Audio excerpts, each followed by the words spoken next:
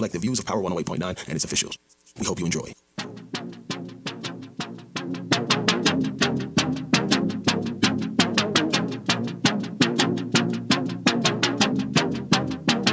Yeah, I get lifted. Welcome back to Chocolate Tangerine on Power 108.9. I'm so excited, as always, that you're here.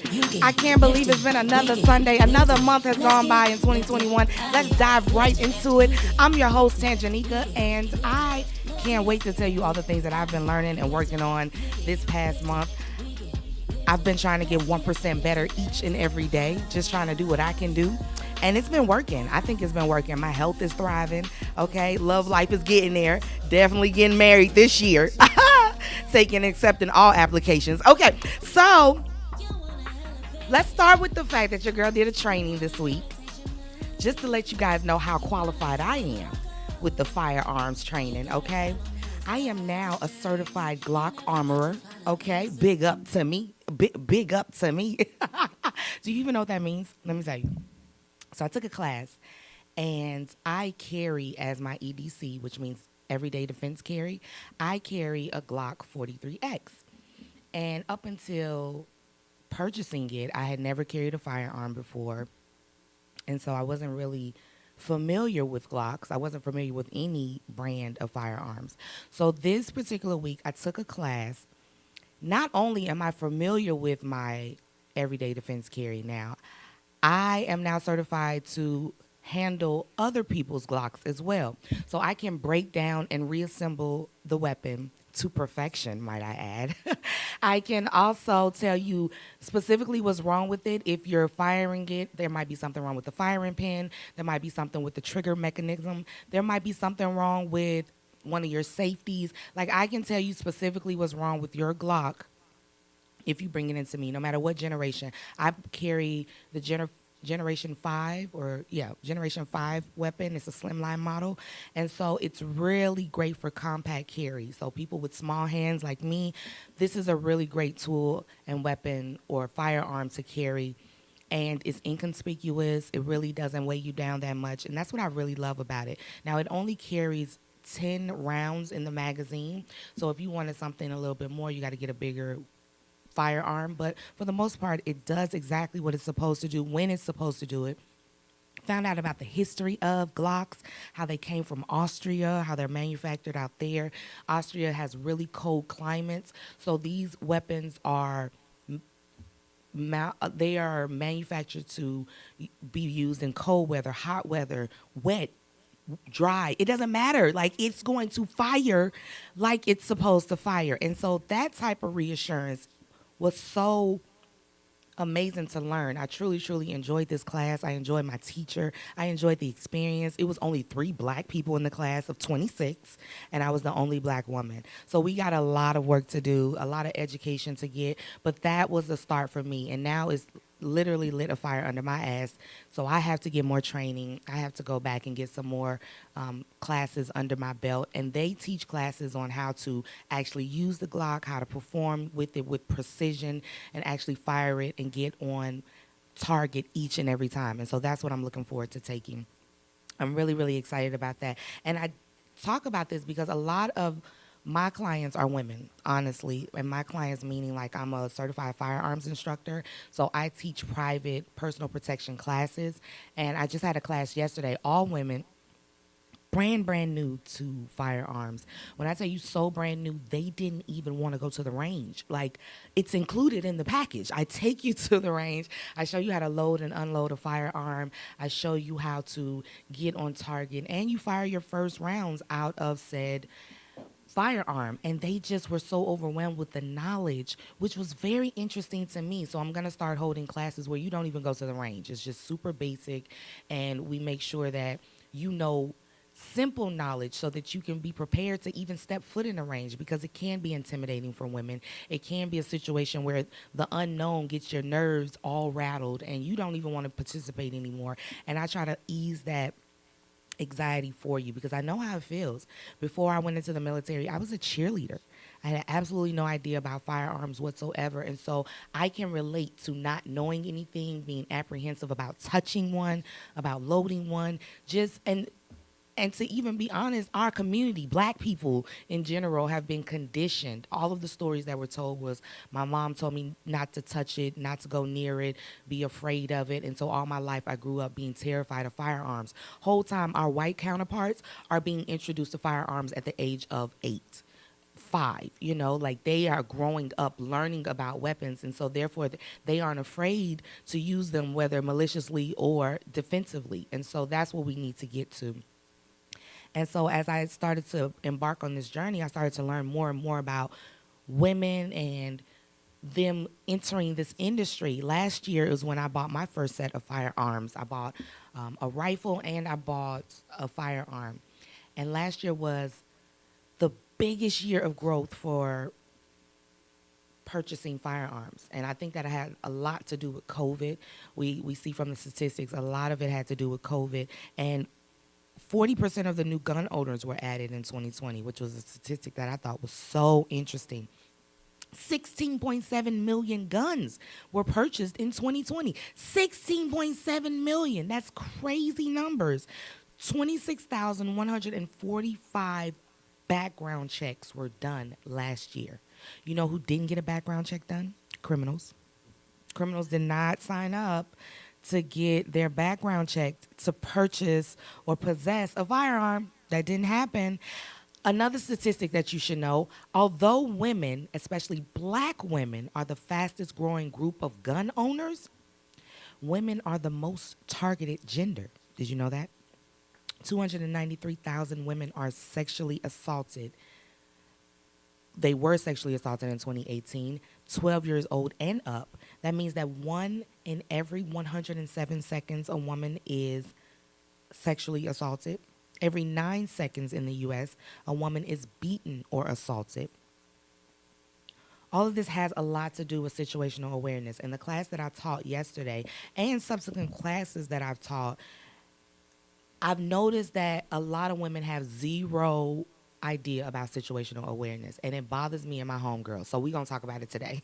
We are really going to get into it because situational awareness can literally get you in a position to either save your life or get you killed. And it's a matter of seconds, okay? So we teach in my class, avoid, escape, defend. If you're trying to avoid a situation, you literally have 1 minute to 60 seconds to do that, okay? That's not a lot of time, but that's more time if you have to escape a situation. Escaping a situation is about 30 seconds, okay? 30 seconds, 5 to 30 seconds is all you have. And if you have to defend yourself, that's 3 to 5 seconds that you have to unholster your weapon. And some people don't even keep a round in the chamber. So you have to rack the slide, then you have to get on target, and then you have to fire your firearm. That takes a lot of time, especially if you don't practice, especially if you don't know how to do those things. Avoid, escape, defend. So if you can't avoid the situation, you can't escape the situation, you must defend yourself at the highest level that you can do so, meaning you eliminate that threat. Okay? And so we teach that in my class. And again, all of this is situational awareness. So one of the things that I start off in the class, my firearm basics classes, I don't go right into firearms training. I think that's a little intimidating. So we work our way up. It's baby steps. And I talk about the color codes of awareness. A lot of people are not familiar with the color codes of awareness, so I want to talk about it today on air because I'm trying to save lives out here. We're trying to make sure people are safe in these streets, okay? There was a guy, Colonel Cooper. Colonel Cooper was a Marine, so I'm really passionate about this. He came up with the color codes of awareness because he had a similar training for military, but that didn't transfer over to civilians, so he created something specifically for civilians. Color code of awareness goes like this. In situation white, it's what 99% of the people around you are in. Situation white is when you are oblivious to what's going on around you. You're on your cell phone, your head is down, you don't know absolutely anything about your surroundings, you don't look to the left or right, front or back of you. You're walking around like a tourist, basically. People can spot you from a mile away that you don't know where you're going, that you're lost. You're walking with your head down, okay? So that is condition white. Condition yellow. Condition yellow is what you should always be in. Always, always, always. Condition yellow is when you are alert, you're walking with a purpose, you're at the gas station, you know who's behind you, you know who's to the right, to the left, etc. You're walking in the store with a purpose, okay? You're not aimlessly walking about, and you're not on your cell phone. Your doors aren't unlocked, okay? Just basics is condition yellow. Condition orange. There's some bubble guts going on, okay? Something's rattling in your stomach. The hairs on the back of your neck are standing up. Nothing's really transpired yet, but something could. You are aware that someone's watching you. Someone's standing extremely close to you. They're in the store. They haven't bought anything. They're watching who's coming in and out. You are aware that something could go down and something is happening that you need to get prepared for. Condition red is when shit has finally hit the fan, okay? Condition red is when your weapon is definitely out or unholstered and you have mentally made the decision to fire your firearm because now your life is threatened. Now you are in danger. Now someone you love is being threatened or in danger, and you are justified in your use of deadly force in condition red. Now, there are definitely some conditions. Deadly force has several criteria that you need to know about. We're going to go over that in subsequent shows. But if you use deadly force, if these different criteria are not met, you are going to jail, sis. You are going to jail, bruh, and we don't want that. So we're definitely going to talk about that more as we advance in firearms training so that you guys can be aware of what you can and cannot do in a personal self-defense situation. Okay, so again, making sure that you're aware. Now, another thing about women, your nonverbal body language speaks before you do. Did you know that? If you're feeling timid or apprehensive, or if you're unsure and your eyes are wandering, or you're looking scared and intimidated, your body language reads that off before you even open up your mouth, okay? And predators know what those cues look like. They know what that body language looks like. So make sure you're aware. I walked erect. I walk with my head held high. I'm looking you dead in your eyeballs to let you know I see you and you see me. It's never anything threatening or anything like that. It's just to acknowledge the fact that I see you. I can identify your clothing. I can identify what your eye color is. I can identify your nose structure if I need to in a lineup. I know how tall you are. I know how big you are. I know what colors you were wearing that day, what shoes you have on. Just a basic glance will save your life and get you to safety if needed to. Okay, 93% of real communication is nonverbal. When you're walking, are your headphones up too high? Can you hear what's going on? If you can't hear some ambulance or a police car coming beside you, sis, your headphones too high. Okay? And then you can't hear nobody walking behind you. You can't hear nobody running up on you. You're not going to be able to pay attention to that until it's too late. Okay? So think about all of those things. When you're in a situation and you're walking to your car, where's your car parked?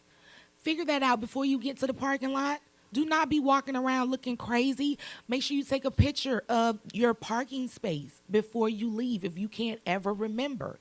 Write down, is it P2, P3, P4? What level was it on? What door did you go in and come out of? What elevator was it that you entered? Was it the third elevator? Was it the middle one? Was it the first one? That way you can know which one to get in and you can orientate yourself when you get ready to leave. Like simple things like that will literally give you the time that you need to avoid, escape, or defend yourself in a situation, or it can help you prevent you from getting in one altogether. You can run if you need to. You can jump into someone, you can jump and scream and do whatever you need to do to get others' attention. So I think this is super important. And again, my idea is to get 1% better each day.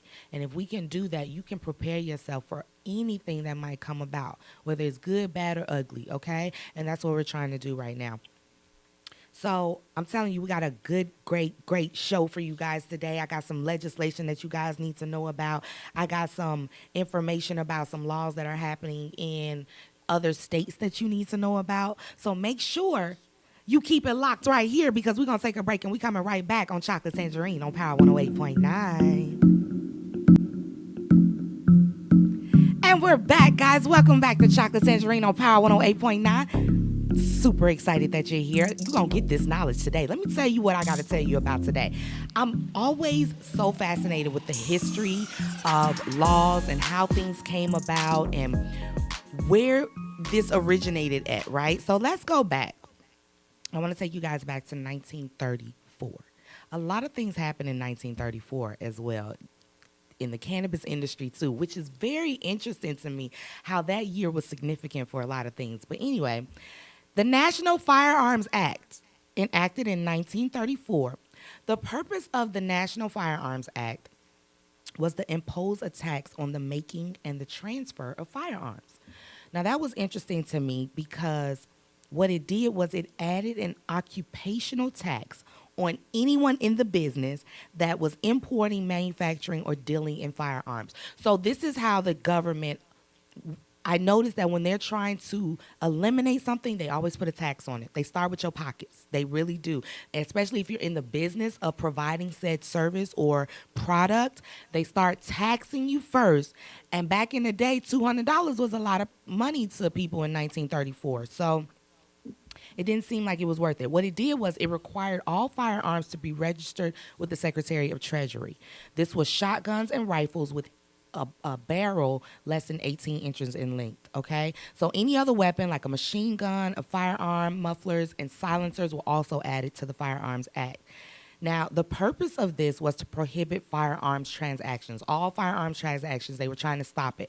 What motivated this, didn't even know about this, was the St. Valentine's Day Massacre. Have you heard about that? Never fucking heard of it. When I tell you never, ever, ever. St. Valentine's Day Massacre, briefly just to tell you about it, some gang shit.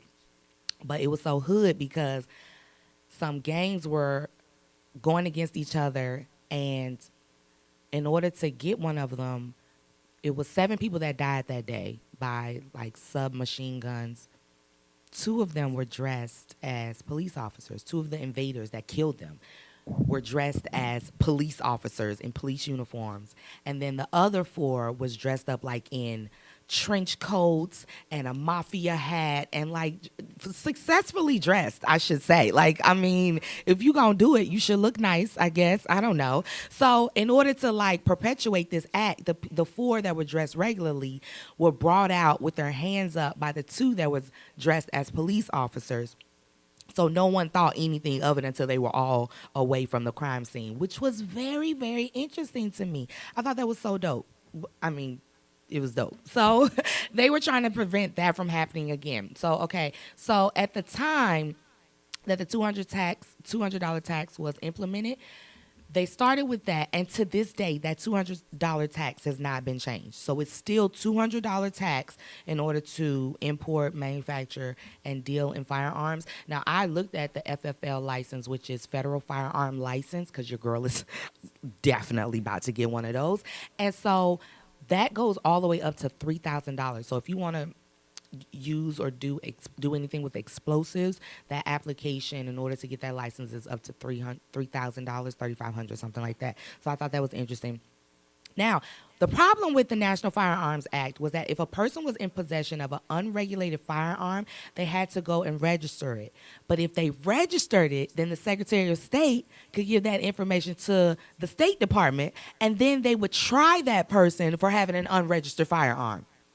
Make it make sense. Make it make sense. So what happened was the Supreme Court in 1968, they came down and said that this was unconstitutional. Like, you cannot basically prosecute someone for trying to do the right thing that you asked them to do.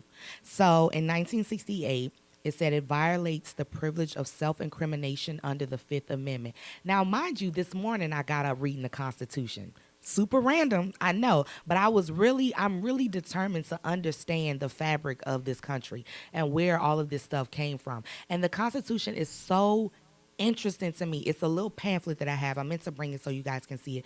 Thin pamphlet that literally word for word tells you all of the words that are in the Constitution and things that we don't know about. 14th Amendment, you saw the movie, but that is really in layman's terms. It tells you cannot, like, slavery is abolished except for, it's always the except for. It's always the except for criminal allegations or criminal prosecutions. So once you're in the criminal system, you are literally still a slave. Literally. So that's super interesting to me. It was called the Hayes decision, and it made the National Firearms Act unenforceable because you cannot prosecute someone that's coming to register a firearm that's unregistered, because they are literally telling on themselves. So what that did was, in 1968, the Gun Control Act came into play. The Gun Control Act was a cure for the constitutional flaw of the Haynes decision. So in the 1968 Gun Control Act, it required possessors of unregistered firearms, it required them to register, but the fact that they could be still put in trouble, it removed that. Okay, so it removed that, and you can no longer use the information from an application as evidence against a person in a criminal proceeding prior to or concurrent with the filing of the application. So if you file an application to register a firearm, they cannot use any information on said application to prosecute you. So that was supposed to eliminate the problems with the original National Firearms Act.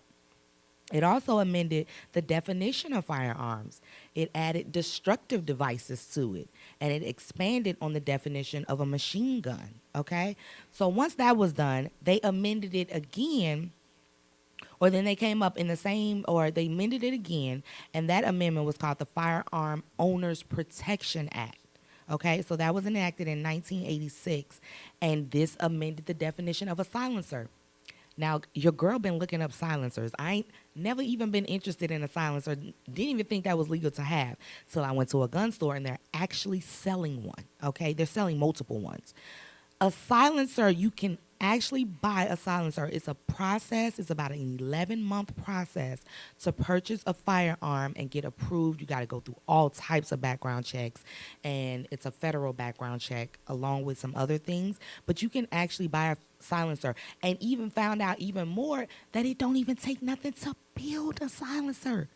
Like, you can purchase the parts and throw that thing together yourself if you wanted to, but they got something for you, okay? They added the combination of parts for a silencer to the Firearm Owners Protection Act, okay? So any little part that makes up a silencer, it's in that.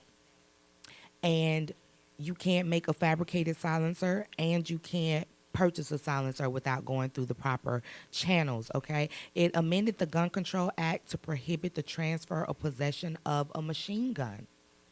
It also made exceptions for government agencies who possessed or transferred machine guns lawfully prior to the date of prohibition, which was May 19th, 1986. I tell you all this. This is a lot of information, and I completely understand. I tell you all this to say we don't know what we don't know, okay? And it's a simple Google search away. There is absolutely no excuse if you're carrying a firearm, if you're around firearms, for you not to know the laws surrounding it, okay? Not only just city and state laws, but you need to know federal laws as well. It can literally be the difference between you going to jail or not. Honestly, it's that simple. And firearm owner protection laws are there for your benefit as well. If you don't know them, how you going to be able to remain silent in the Constitution? How you gonna know you got the right to an attorney? The Sixth Amendment. How you gonna know that you have, legal rights if you don't know what those rights are? I just really harp on this because this is serious, and our community, meaning the Black community, are the ones most affected by said laws. We're the ones that don't know, and we're the ones that are so ingrained into the judicial system. Another reason that I'm really looking into this, it was a sad story that happened a few weeks ago. I was reading about it. A mother in Chicago, a mother of 5 in Chicago. Her children found her firearm in her purse and killed her with it.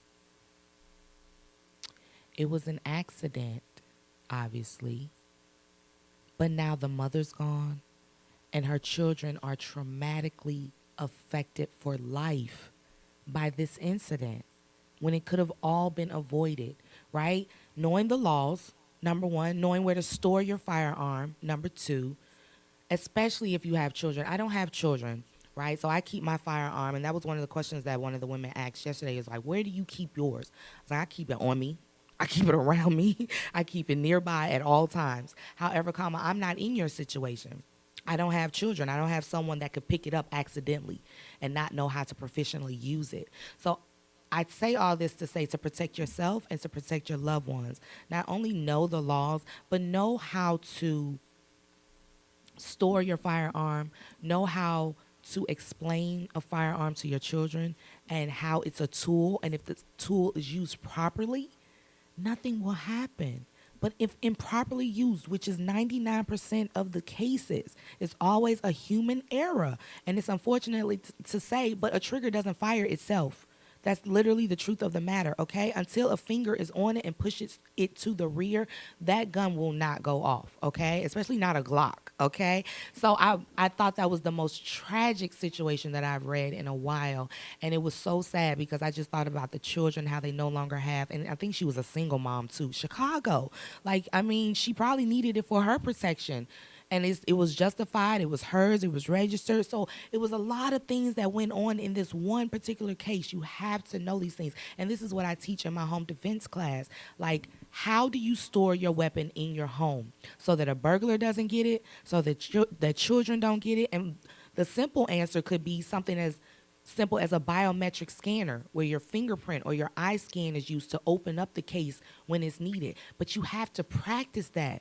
You're not going to just get good and in the case of an emergency, you're going to know how to put your finger on it and open it up immediately, right? You're not going to know where to place your eye in order to open it up immediately in the case of an emergency. So you have to practice those things. You have to practice pulling it out. If it's not one in the chamber, you got to practice racking it and then getting on sights. Like, these are things that we teach you in your class. So I definitely want you guys to follow me on Instagram, Tactical Tangerine Defense. Click the link in my bio. All of my classes are scheduled for the next 90 days, so you don't have to worry about trying to ask me, or you can find one that fits in your schedule. I do week classes and weekend classes for my people that work as well. So I got you. I got you. I promise you I'm here for you because someone was here for me, and I'm paying it forward, okay? So that is information that I think you guys can use. Let's go on for the culture. You know, I always want to tell you guys something for the culture and talk about gun laws that specifically relate to black people, okay? City of Philadelphia. Philly is 44% black. So I thought this was relevant to what we needed to talk about, okay? City of Philadelphia collects over 150 guns during a buyback weekend, okay? Philly has a huge crime problem, apparently.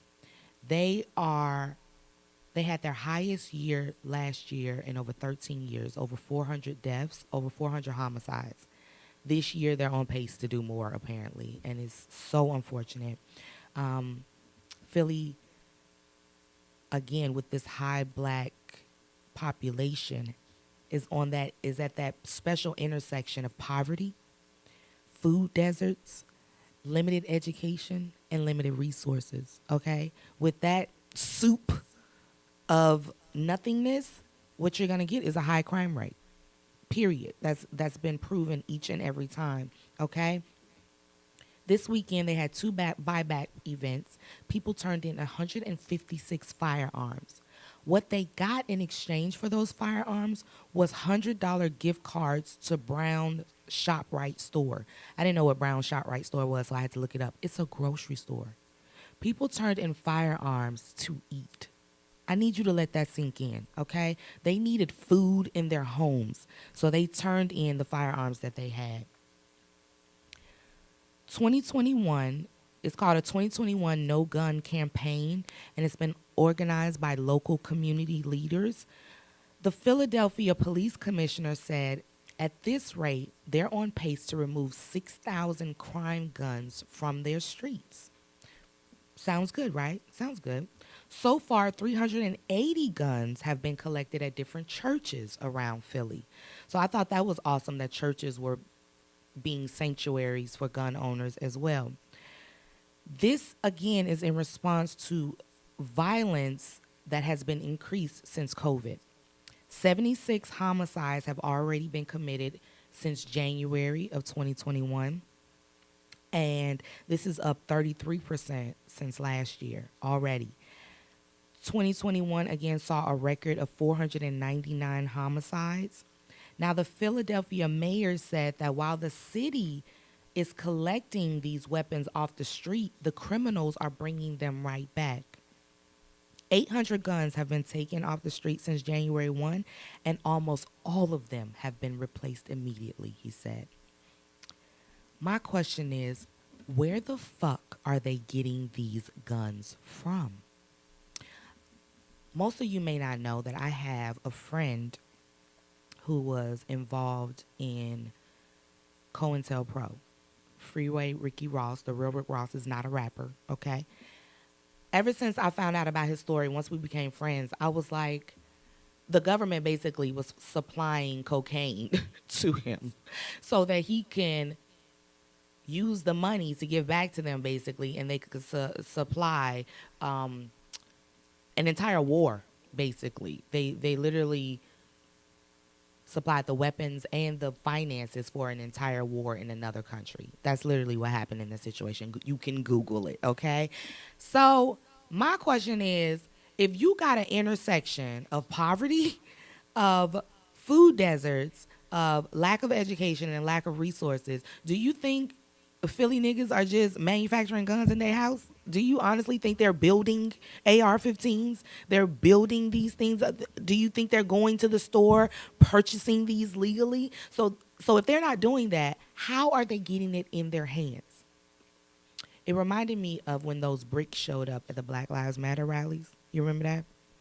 Just pallets of bricks in financial districts and downtown locations, just pallets. No one saw a tractor trailer pull up with them. No one saw them being offloaded. The cameras were apparently off during that time. Like, a lot of mysterious things are happening, but these are the traps being set for disenfranchised people so that, number one, there's a continued perpetuation of violence, number one. Number two, so that you can continue to keep them in a system so that they can continue to be slaves. I just feel like no one's connecting all of these dots, and the dots are 100% there. They're actually flashing like some red beams. They're present. Like, Philly dudes and people in Philadelphia are not, there's no gun manufacturers in Philadelphia. Where are the weapons coming from? No one thinks to ask the origin.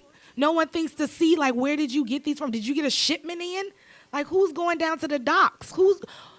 All of these questions need to be asked and answered in order for us to get the crime rate down if we really wanted to do that. And I don't think that's what we really want to do.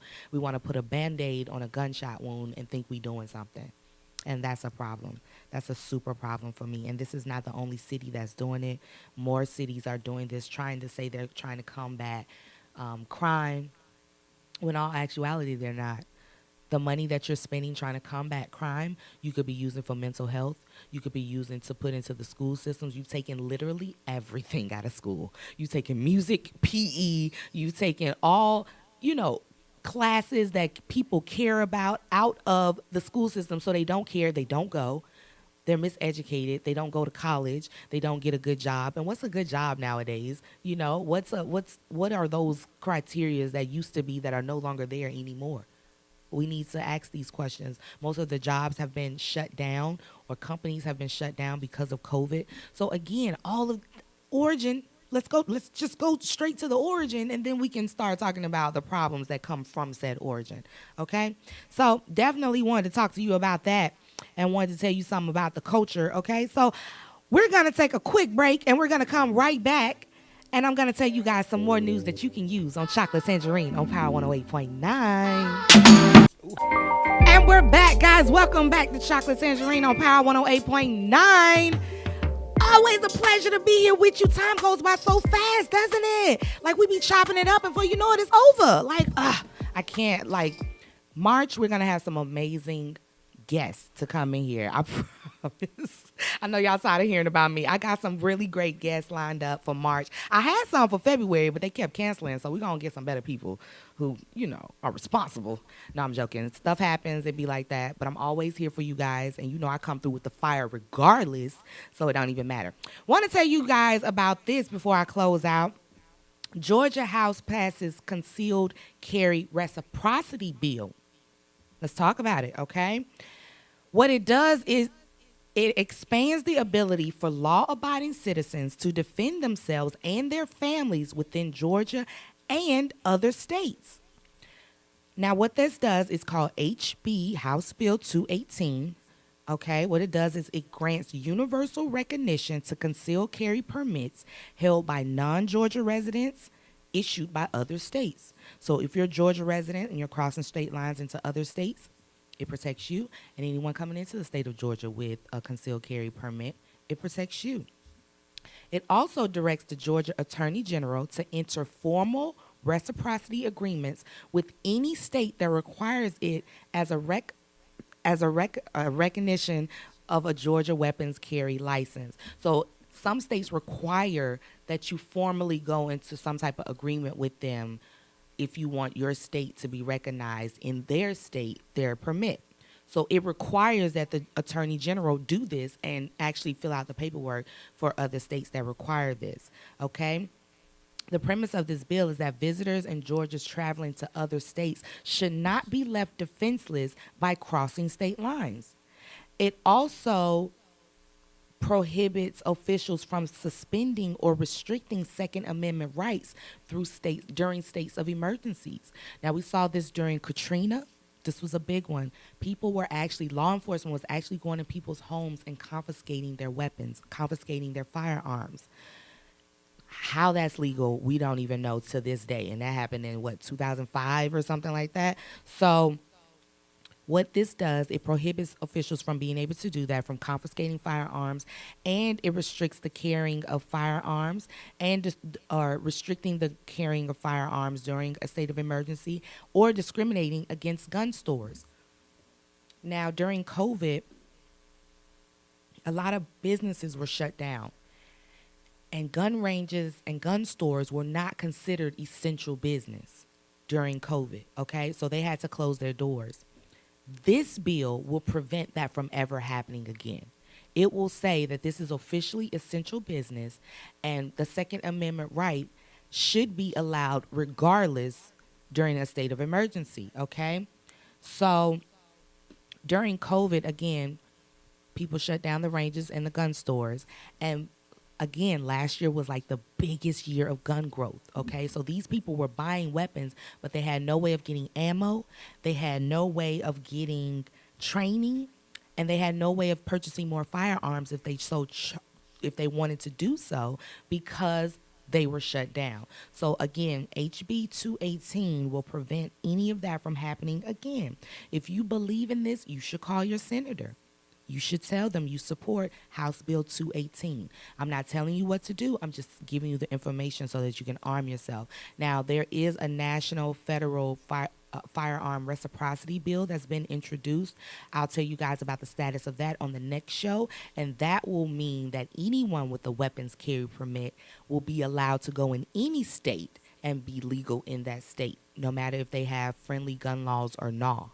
Okay, and I believe in that. I truly do. I don't feel like just because I drove 2 hours to Alabama or I went to Louisiana or Texas, I should be infringed upon my Second Amendment right.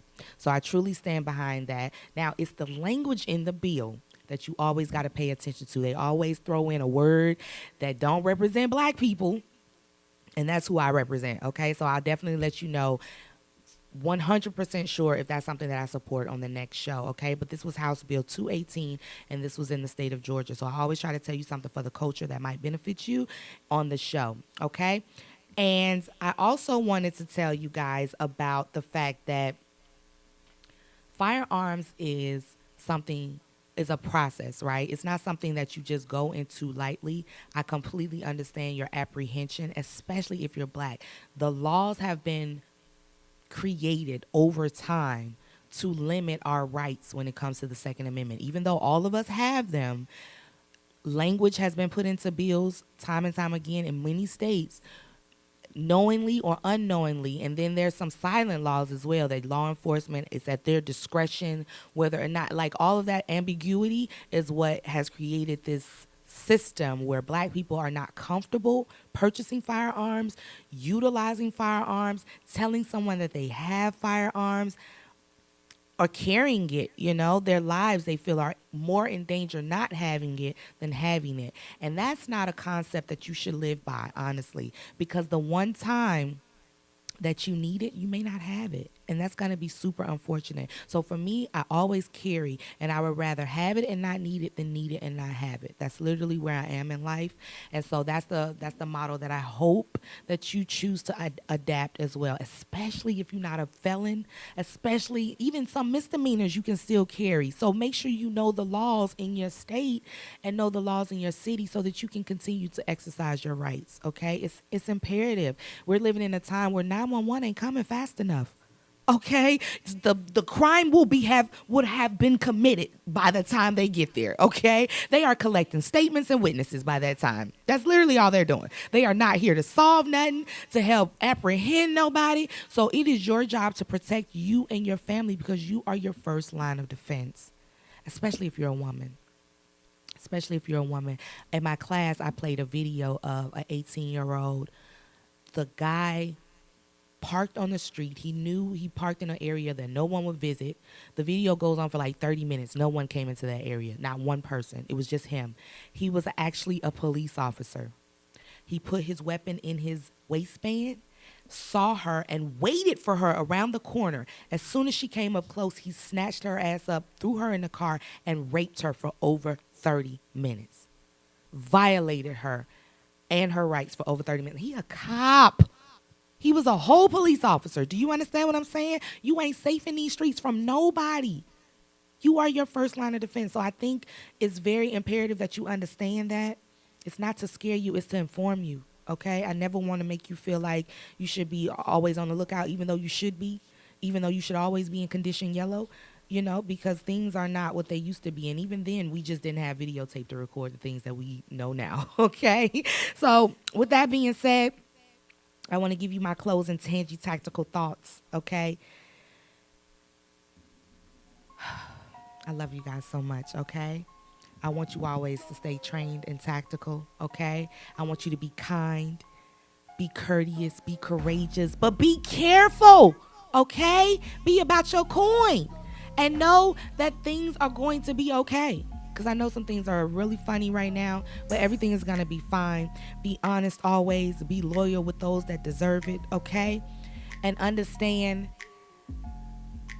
that everything is going to be all right. I'm going to end with that, okay? And with that being said, I'm a violence advisor. My name is Tangerine. I'm a violence advisor whose mission is to teach you tips, tricks, and tools to help you stay tactical and trained in personal safety and self-defense, okay? I love you guys so much. I'm an Amazon best-selling author. I'm a Marine Corps veteran. And now I'm a certified Glock armorer. Bring your Glock to me if you need to, okay? And with that being said, I love you guys so much. I may not be nothing you, but I'm the shit where I'm from. And I'll see you guys next episode. And with that, I'm out. Let's get lifted. I get lifted. You get lifted. We get lifted. Let's get lifted. I get lifted. You get lifted. We get lifted. Let's get lifted. Let's go higher. Higher. It's a pleasure. I tell you, it's a pleasure. Yeah. Pleasure for me too. You wanna elevate. You wanna meditate your mind. You wanna let it all go. You gotta follow me inside this journey. You never thought you'd find a thing so worthy. Wherever you go, you won't get it like this. No, from a Nubian queen. I get lifted, you get lifted, we get